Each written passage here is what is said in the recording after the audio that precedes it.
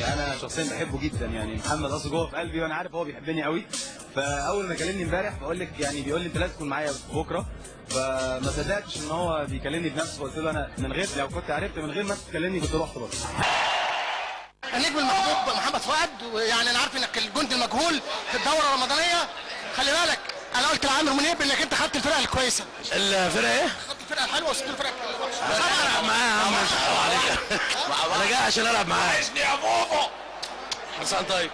مشاركتك في دوره الحزب الوطني ولا انعكاس لي الترابط بين الشباب النجم؟ والله هو جو يعني هكذا يكون تكون الاجواء يعني.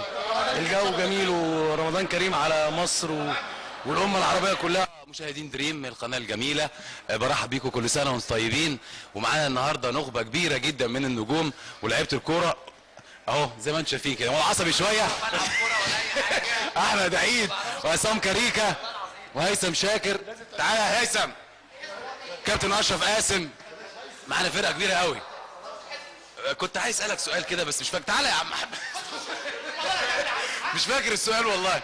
انا فرحان اول ما شفتك يا استاذ اصلا والله. نفسي اتصور معاك استنى اهو اتصور معاك. كنا استاذ احمد استاذ عصام خش معانا كده. انت بتحب الكوره يعني رياضي قديم؟ لا ما يعني مش رياضي بس مش قديم.